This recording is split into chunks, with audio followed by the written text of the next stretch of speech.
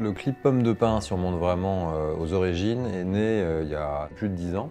On a eu à cœur de développer ce certi mystérieux navette pour présenter des volumes en pierre de couleur sans aucune présence de métal apparent. Et là, on a vraiment travaillé cette pièce comme une sculpture. On trouve dans cette pièce évidemment la tradition, l'innovation de la maison en haute joaillerie. On y trouve aussi un pan majeur de ses sources d'inspiration qui est la représentation de la nature, qui est toujours une représentation plus évoquée, suggérée que vraiment naturaliste. Comme ce projet était assez délirant d'un point de vue technique, à un niveau de complexité extrême, on n'était pas sûr du tout d'y arriver. Mais cette idée un petit peu de la recherche du chef-d'œuvre, elle est aussi portée par les artisans de l'atelier. Les pommes de pin sont constituées de 92 émeraudes et de 44 diamants. C'est une quantité importante. Il faut savoir que ce lot d'émeraudes de Zambie a été constitué sur 5 années. C'est vraiment fabuleux d'avoir réussi à faire ça. La première difficulté, c'est d'obtenir des pierres qui soient vraiment parfaites. Parce que l'émeraude, c'est la pierre précieuse et la plus difficile à tailler.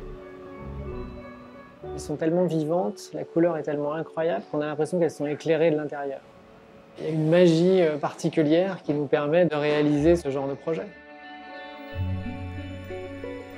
Chaque nouvelle pièce, c'est une aventure avec plein d'embûches.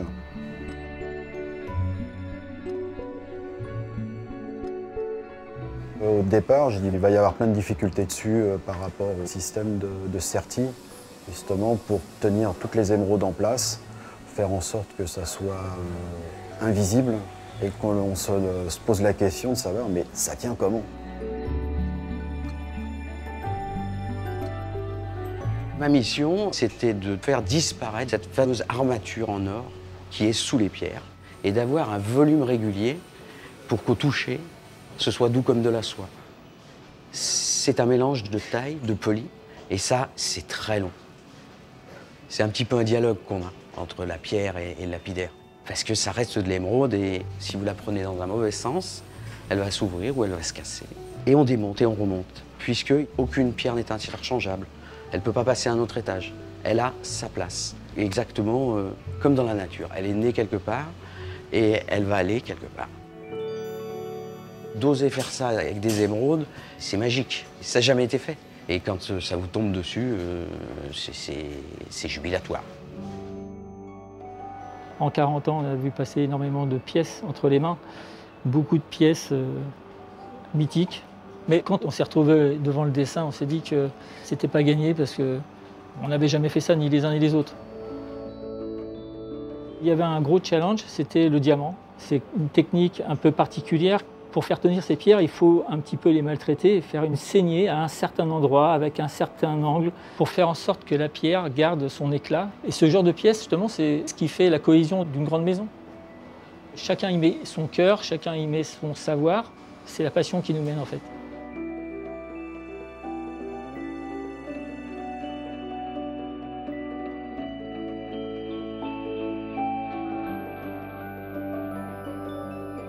Quand Van Cleef & Arpels prépare une pièce, c'est toujours des nouveautés. Ce bijou, c'est quelque chose que je n'ai jamais fait. Alors, j'ai fait pas mal d'essais, mais l'encoche en bas, mais l'encoche plus haut. Parce que la profondeur de l'encoche, il faut bien le placer, que quand on regarde par-dessus, on ne voit pas le métal.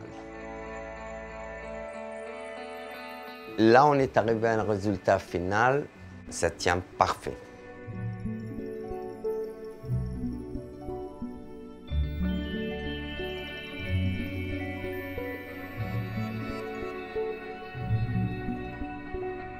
Ce qui me fascine, ce sont les couleurs, la richesse de la nature, des minéraux.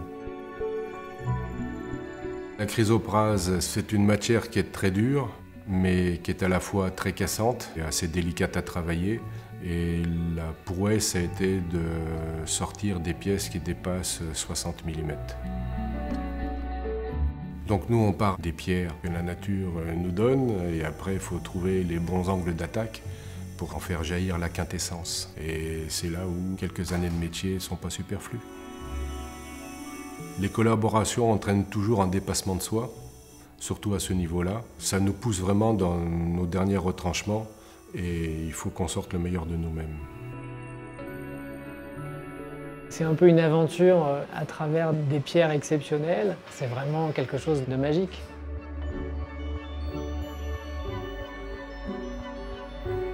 Oui, ça me donne des frissons parce que c'est une pièce intemporelle. Et dans des centaines d'années, elle sera là, que nous, on n'y sera plus. Il fallait oser. On a repoussé les limites et c'est à force de travail et à force de travailler tous ensemble qu'on y est arrivé. On ne cherche pas à simplifier la vie, on cherche à dépasser toujours ce qui a été fait. C'est vraiment un objet d'exception à part entière. On peut vraiment tourner autour, rentrer à l'intérieur. Et puis l'émeraude en plus se prête énormément à ça. C'est une pierre dans laquelle on aime bien rentrer et voyager. Et c'est une pièce assez émouvante.